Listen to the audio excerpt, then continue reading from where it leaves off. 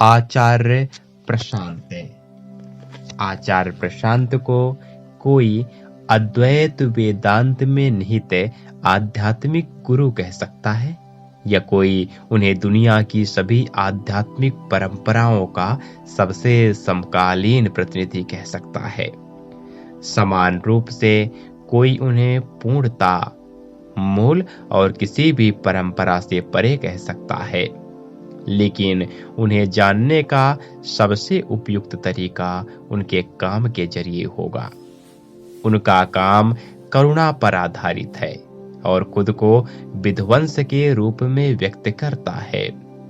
शास्त्रीय अर्थों में वे सबसे रूढ़िवादी आध्यात्मिक शिक्षक जैसे हैं। समकालीन अर्थों में वे एक शाकाहारी प्रवर्तक, एक पर्यावरण कार्यकर्ता, एक विज्ञान कार्यकर्ता, अंधविश्वास के खिलाफ एक प्रचारक और आवश्यक मानव स्वतंत्रता के महारथी हैं। उनके काम से सबसे अधिक लाभान्वित होने वाले वर्गों में शामिल हैं पशु पक्षी, वनस्पति तथा अन्य गैर मानव जीव।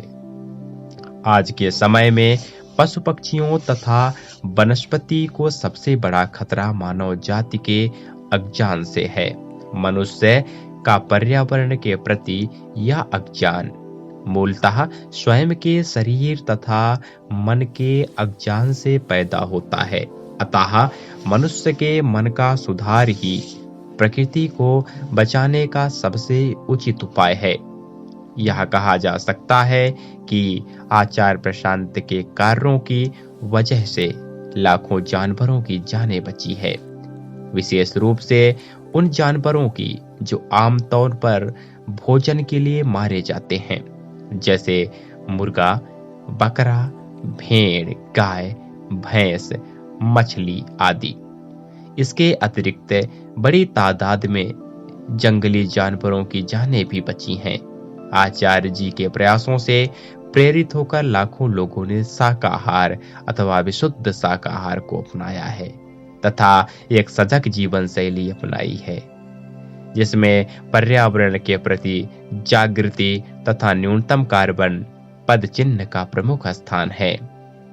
आचार्य प्रशांत को वीगन मूवमेंट यानी विशुद्ध शाकाहार आंदोलन का एक प्रमुख चेहरा भी माना जाता है। युवा वर्ग।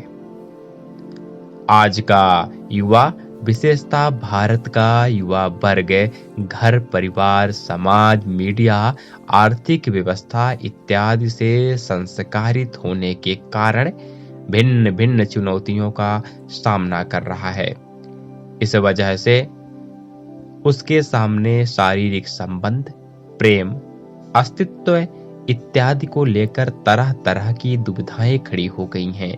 वे एक नाजुक स्थिति में हैं, जहां सम्यक निर्णय लेना मुश्किल हो गया है तथा गलत चुनाव करना बहुत आसान। आचार्य प्रशांत ने युवाओं की इन दुविधाओं को संबोधित करने में अनूठा किरदार निभाया है।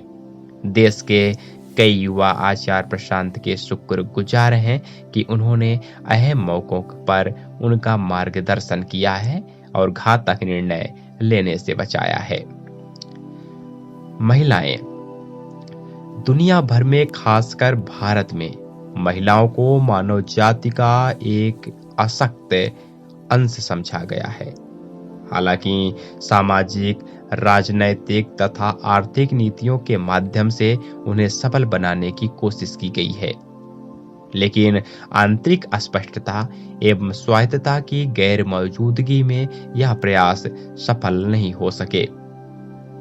आचार्य प्रशांत ने महिलाओं को अपनी असली पहचान के प्रति जागृत किया है।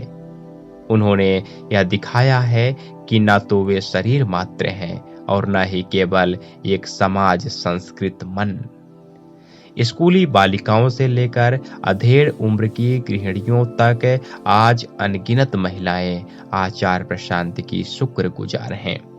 उनकी शिक्षाओं से उन्हें स्वायत्तता, स्पष्टता और साहस मिला है।